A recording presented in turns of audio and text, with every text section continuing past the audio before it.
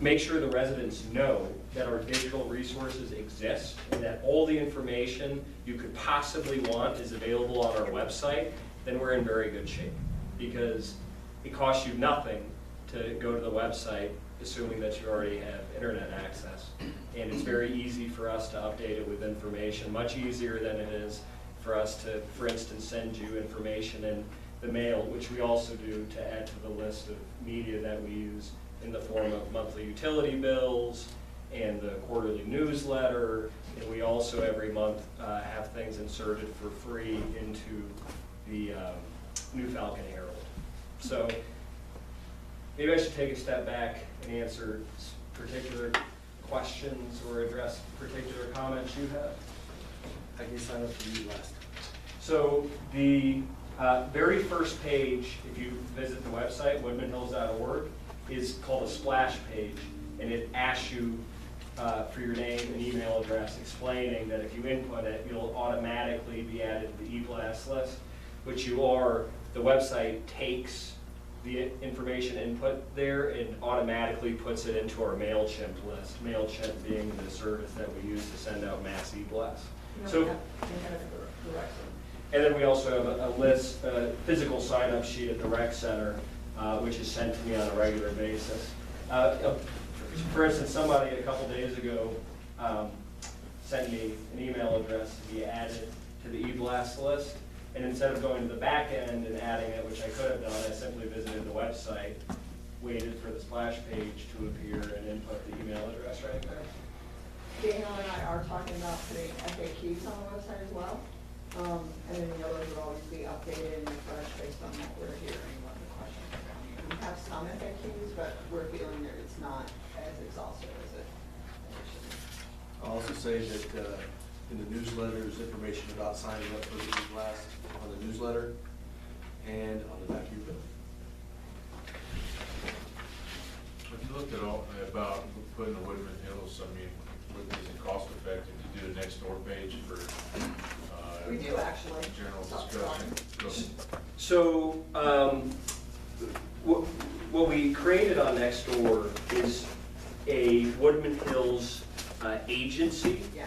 which is essentially a user, a Nextdoor user, just like each of us can individually be a user of Nextdoor and a member of Nextdoor. But this is an account of which Woodman Hills Metro District is the user. However, we can't create a new neighborhood in Nextdoor because Nextdoor only allows one neighborhood per geographic area. And since there's already a Woodman Hills / Meridian Ranch next door, we can't create one that overlaps with that. We tried. We- And so we- our only other alternative was the agency, and then we had to actually send what's it called, like a geograph or something of the, of Woodman Hills. It's quite hard to do. It took us a very long time to get it up and going. It was right for the election, and we were kind of all inundated with getting ready for summer and all of that, so we really haven't attended to it like we should, but it is Woodman Hills Public Agency. A lot of districts have it. Highland Ranch has one, South Suburban. So it's really where you might put, like sign up for e-blast or board meeting or this. It's not necessarily geared for a dialogue. They can ask a question and then we can respond, but you typically respond. I think it's independent. One reason that it's not designed for a dialogue is that the agency account Not mine. can't see anything else that's posted on Nextdoor. You can only put out Sorry. information. I didn't step up mine with me. So we do have that, so Daniel and I will look at that public agency and kind of maybe start using it a little bit more effectively. Daniel and I have talked about Twitter, Daniel and I talked about Twitter as well, and so I know We have a Twitter account. I think it will never be nearly as successful as our Facebook pages. I think one area that we probably have for improvement is figuring out exactly what should go on Facebook and what shouldn't. Some of our posts are of great interest to Facebook users and others less so. For instance, this morning we put out via e-blast and on the website and on Facebook a list of of all the addresses participating in Saturday's community yard sale. And everybody, it seems, is interested in seeing that, whereas the daily posts regarding fitness classes perhaps only appeal to a select few. I wonder if we could do a quick poll. I don't know, first of all, how many of you follow us on Facebook? Yeah? Yeah, you must be on, because I saw a comment of yours today. That's how we made it to bingo. Yeah. That's how you made it today, no? We're all about the bingo. Yeah. So, y'all, I don't know if y'all were paying attention at this time, but I used to call the bingo games, and I'm very proud to say it's one of my crowning achievements at Woodman Hills, that our bingo games became so popular that we had to tear down the wall where Santa sat. So that we have 2 rooms full of bingo. Yeah. No, it's vodka. It's cutthroat. Kids are cutthroat.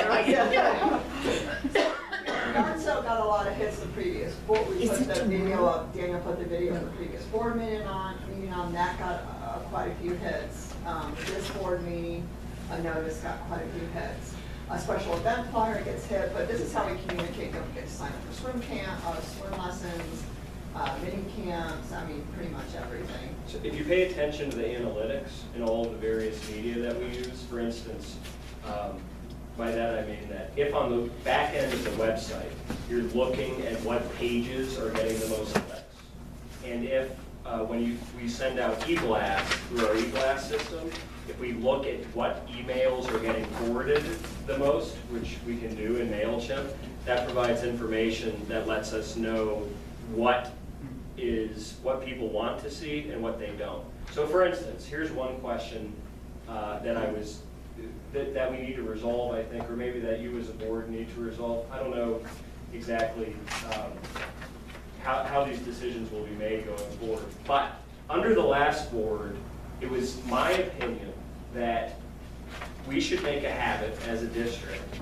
of sending out, blasting out notices of special meetings like this one, as we did this time, as well as posting them on the website, but not e-blasting notices of regularly scheduled meetings. The rationale being that if you e-blast people with stuff that they don't want to receive, they're going to unsubscribe from your list. And people in general don't care to receive notices of regularly scheduled meetings because they already know when they are. However, so that's an argument for doing what I thought we should do. But there's a counter argument which is saying, the more information, the more transparent the district appears, the more transparent, the better for morale. And even if there's some people who don't want to receive a notice of every meeting, they can suck them up and they don't have to read every single email. So, but the reason I brought that up just now is because I was talking about the analytics informing our understanding of what people want to see and what they don't want to see. And that creates questions about what we should send and what we shouldn't send and how to optimize, transparency and useful information that people are actually interested in.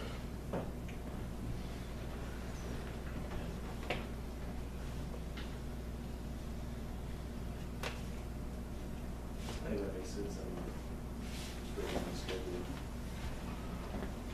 So it's posted on all the marquees, on the website. Always on the website.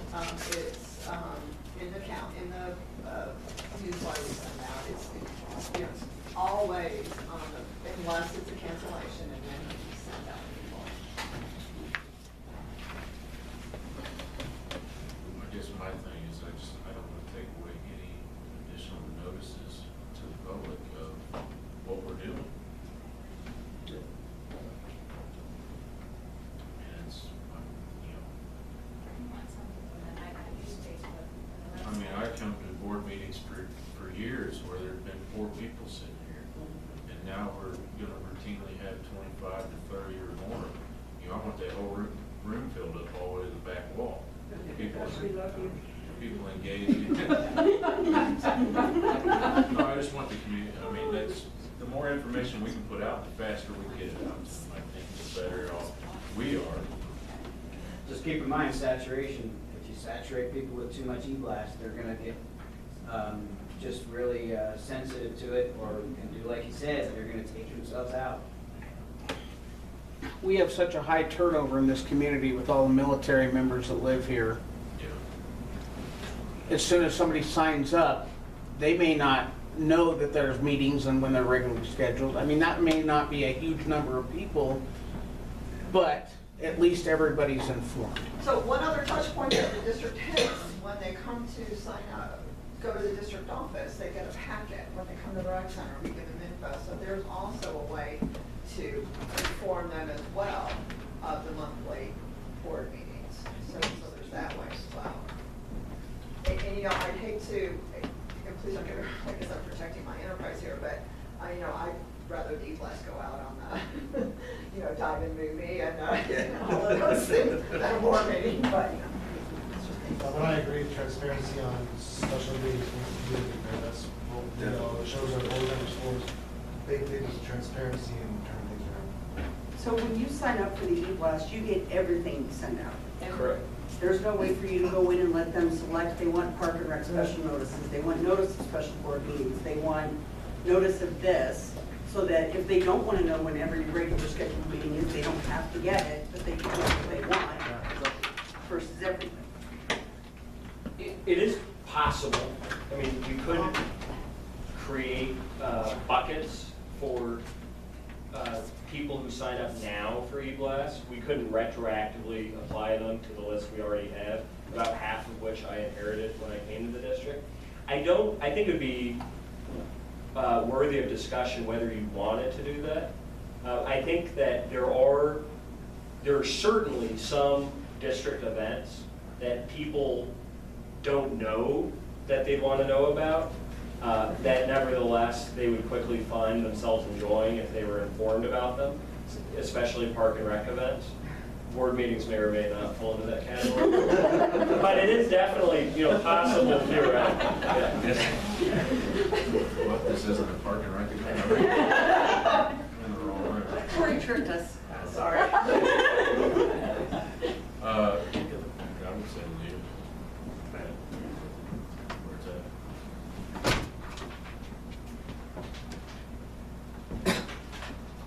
Anything else? I don't know if there's anything else proactive from me, but I'm very interested in y'all's thoughts about where the communications are and how they can be improved and what you want to see more or less of. And, you know, interested whether now or later, so I'm wide open to that. I think right now, send them everything. I guess I should mention that because we're going to be videoing and archiving all board meetings, I've been doing quite a bit of research into the various options for improving the audio in particular, which is a bit tricky. I've talked to a number of experts about this, spent some time at Guitar Center. There are various kinds of microphones we can use. And it's probably going to take a little bit of time to get exactly right, but we will get it exactly right. And we'll create a system where people can watch these videos with, you know, as much ease, as much listening comfort as they would watch television. That's the goal. We're not quite there yet, but we're going to get there. Thank you, appreciate that. Thank you. Thanks, Dan, appreciate it.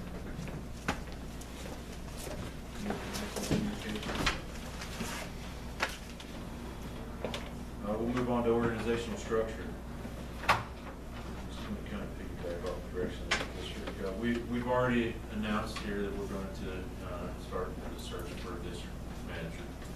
And you're looking at two of your enterprise directors right there, so we're going to be looking for a water director as well. The budget is budgeted for those positions, so we will go in accordance with that as we move forward with that. The reason we bring that up is that this district went away from what was a organizational structure that the majority of the special districts in the state operate under, and that is having a general manager to run day-to-day operations. And your three, well, this district has 4 enterprise directors, 3 enterprise directors, and a director of administration. So to bring us back online with where we should be, and no one knows why it was taken away. but we do overwork, or Jerry is running two enterprises, so, I mean, when you start looking at responsibilities and employees under him, one of our goals is to get to our organizational structure, to where it's an effective and efficient district. You've heard us talk about the Parks and Rec and the things to bring our Parks and Rec up to speed with the other districts in the area, and then the soon-to-be new districts that are gonna start building out here. So, to do that, we need to run efficiently, and that's something that this board takes very seriously. It's something that we do and make a serious decision on.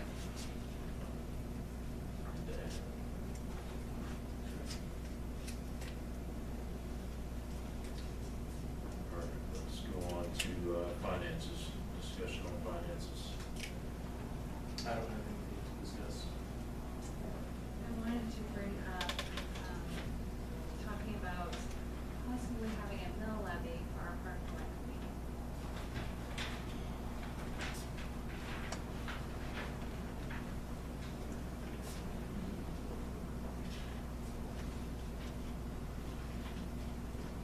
That's a good discussion to have. As many of you know, there are a lot of special districts out here that do have a mill levy that covers the park and rec fees, which takes it out of your water and wastewater bill. It's something that I think moving forward to be able to keep our rates down and keep, the thing reading through mill levy process is that, that mill levy is tax deductible. So you're actually gonna be able to claim that on your taxes every year and get some of that money back instead of just paying the fee to the district every month and not getting any of it back. So I would propose that we start a committee to look into the possibility of taking that park and rec fee, or at least getting it out to the community for community input and putting it out there and trying to get a mill levy for the park and rec fee and get it out of the water and wastewater. I don't know how you feel about it. I think we need to look into that, because I know that the rate is higher for the mill levy versus what we're currently paying for bonds. I think it's something that we need to look at to see, and maybe not all of the park and rec, but maybe a portion of that. Because I know that's how some other districts do, is they have part of the park and rec is the mill levy, and part of it is from, they pay a fee. So that's something we can look at. Streetlights is in that parking lot fee as well. So, do we have, we want to just do a committee for it to look into it? And see, just get as much information as we can out to the community and see what their take on it is. If it benefits the community, great. If it doesn't, then we don't have to do it. I mean, but if it benefits the community as a whole and everybody in their individual fees, I think it's something we should definitely look at. Give an honest look at it before. Make a motion for the committee for that. I'll second your motion. All in favor, say aye. Aye. All opposed, nay. Okay. I would also motion that the committee on the mill levy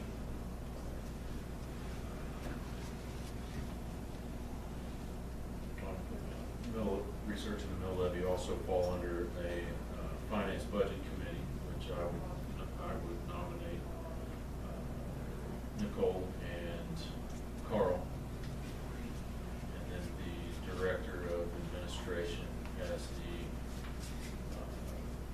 points of contact for that committee. Okay. Do you have a second? One second. All in favor, say Aye. aye. All opposed?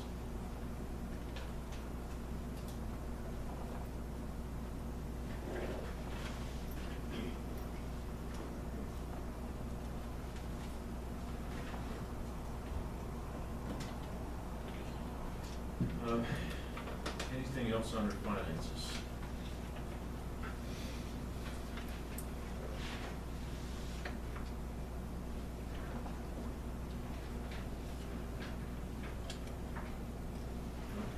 Okay, we'll move on on to other business.